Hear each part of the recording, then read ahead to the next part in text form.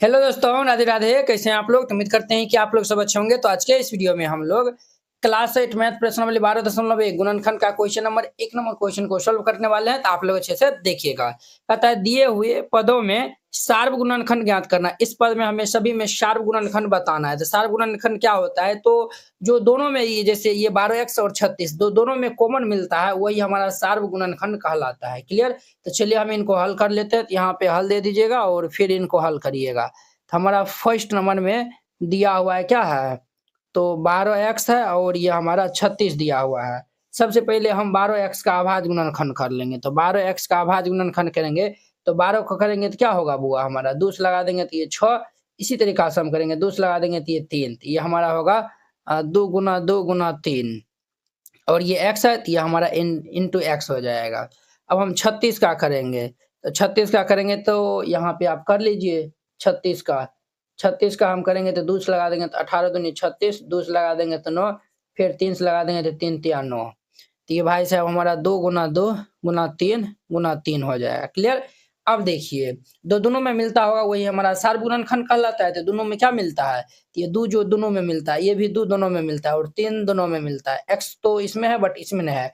3 इसमें है, इसमें जो है वो नहीं है। तो हमारा 2 3 और ये 2 2 3 इनका सार्व गुणनखंड हो जाएगा। तो यहाँ पे लिख दीजिएगा अतः अतः 12x, 36 का सार्व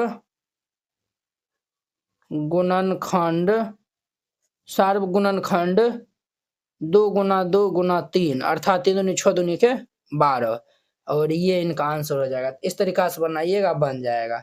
अब देखिए इनका हमारा दूसरा नंबर 2 में दिया हुआ है 2y और ये 22xy दिया हुआ है। ये हमारा 2y और 22xy दिया हुआ है। तो 2y है तो 2y का हम अभाज्य गुणनखंड करेंगे तो ये 2 गुना y आएगा और फिर हम 22xy का करेंगे तो ये 2 गुना 11, 11 दूनी 22 और गुना x गुना ये y हो जाएगा। तो दोनों में देखिए क्या मिलता है?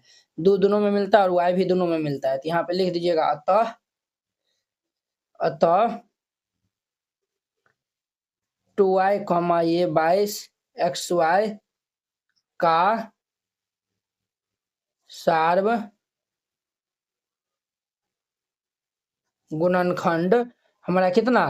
तो 2 दोनों में मिलता है तो 2 और y दोनों में मिलता है तो गुना y अर्थात ये 2y है और ये इनका आंसर हो जाएगा। तो वेरी इंपॉर्टेंट है, 10th में ऑब्जेक्टिव में ये आ जाता है। तो ये 2 नंबर हो गया।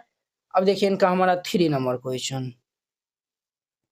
3 में क्या दिया हुआ है? तो 3 में हमारा है 14 PQ 14 PQ और 28 पी स्क्वायर क्यू स्क्वायर है।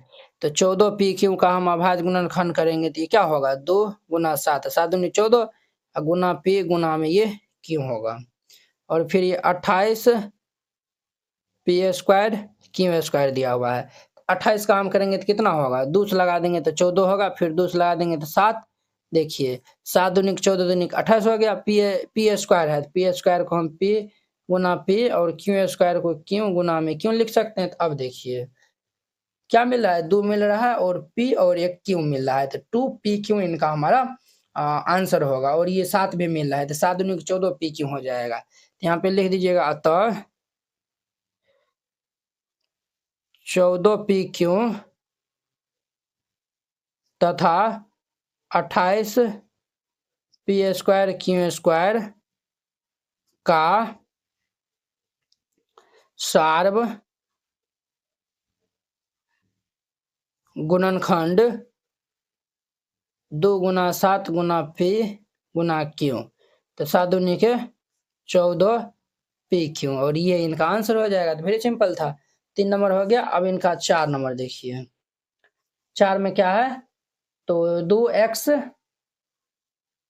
2x और ये 3 एक्स स्क्वायर और ये 4 दिया हुआ है। तो 2x का हम अभाज्य गुणनखंड कर लेंगे तो ये 2 गुना में x हो जाएगा। 3x स्क्वायर का हम कर लेंगे तो ये कितना होगा? 3 गुना x गुना ये x, एक्स स्क्वायर और ये 3 तो 3x स्क्वायर हो जाएगा।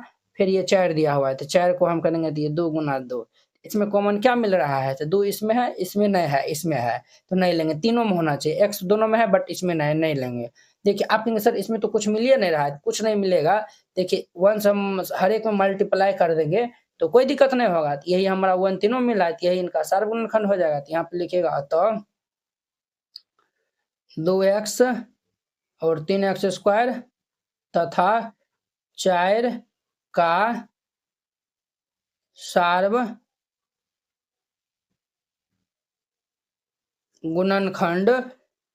1 है, और ये इनका आंसर हो जाएगा। तो वेरी सिंपल था, ये हमारा चौथा नंबर हो गया। अब इनका 5वां नंबर देखिए। 5 में क्या है हमारा, 5 में 6 ABC और 24 AB स्क्वायर और ये 12 A स्क्वायर भी है। 6 ABC और 24 AB स्क्वायर है, 24 AB स्क्वायर और 12 A स्क्वायर भी है, 12 A स्क्वायर भी है। हम 6 ABC का कर लेंगे तो कितना होगा, 2 गुना 3 गुना A गुना B गुना में C हो जाएगा। फिर हम 24 AB स्क्वायर का करेंगे तो 24 का करेंगे, 2 से लगाएंगे तो 12, फिर 2 से लगाएंगे 6, 2 से लगा देंगे तो ये 3। देखिए 3 दूनी 6 दूनी 12 दूनी 24 हो गया, और ये हमारा AB स्क्वायर है तो B गुना B हो जाएगा। और क्या हमारा 12 A स्क्वायर भी है, 12 A स्क्वायर भी है, तो 12 को हम करेंगे तो 2 से लगा देंगे तो 6, 2 तिया के 6, 3 दूनी 6 दूनी 12 हो जाएगा। A स्क्वायर को करेंगे तो A गुना A, तो A स्क्वायर और ये B हो जाएगा। यहाँ पे लिख देंगे अतः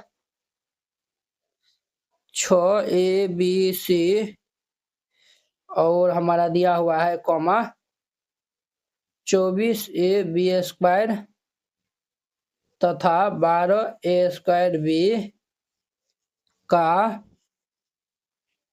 सार्वगुणनखंड। देखिए क्या सा मिलता है, तो 2 तीनों में मिलता है, तो 2 एगो हो जाएगा गुना 3 इसमें है, इसमें भी है, इसमें भी है, तो 3 एगो हो जाएगा। ए देखिए इसमें है, इसमें है, ए है, ए हो जाएगा। बी इसमें भी, इसमें भी, इसमें है, तो बी हो जाएगा, और कोई नहीं मिलेगा। 3 दूनी के 6, ए भी हो जाएगा। ये इनका आंसर हो जाएगा। तो वेरी सिंपल था, ये हमारा 5 नंबर था। अब देखिए इनका 6 नंबर।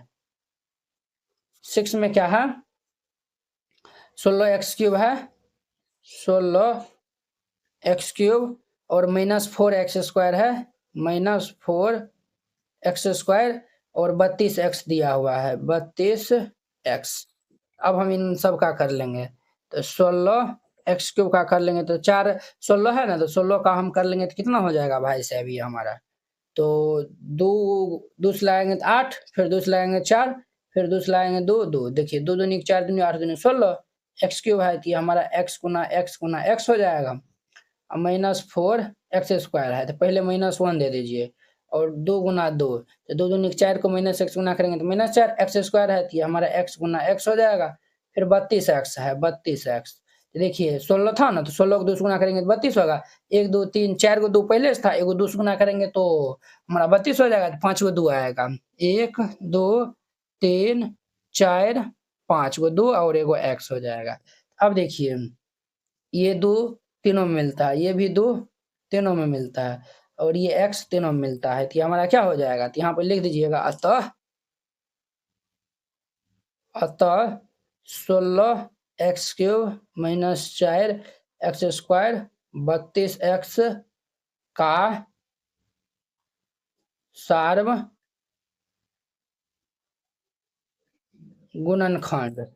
तो ये हमारा 2 तीनों में मिल रहा था, तो 2 एगो हो जाएगा। फिर ये 2 हमारा दोनों मिल रहा था, तो ये हमारा 2 हो जाएगा। और क्या होगा, और ये x मिल रहा था, तो ये हमारा x हो जाएगा, तो 2 दूनी के 4x, ये आंसर हो जाएगा। तो 6 नंबर हो गया। अब इनका हमारा 7वां नंबर देखिए। 7 में क्या है, तो 10 PQ 20 QR और 30 RP दिया हुआ है। 10 PQ 20 QR 30 RP दिया हुआ है। तो 10 PQ का हम कर लेंगे, तो ये 2 गुना 5 गुना P गुना में क्यों हो जाएगा 20 QR का कर लेंगे, तो यही हमारा 2 गुना 5 होगा। 10 को 2 से गुना करेंगे तो 20 हो जाएगा, तो 2 गुना 2, 2 दूनी 4, 4 पंचे 20, गुना क्यू गुना आर हो जाएगा। फिर ये 30 है, 30 आरपी है, तो इनको हम 3 से गुना करेंगे तब होगा, तो ये 2 से लगा देंगे तो 15, फिर 3 पचे 15 हो जाएगा। देखिए 2 से लगाएंगे तो 15, 3 पचे 15 हो गया, और ये आर गुना पी। हमें सार्व गुणनखंड लिखना है तो लिख दीजिएगा, तो इतना इतना इतना का सार्व गुणनखंड हम डायरेक्ट लिख देते हैं यहाँ पे, सार्व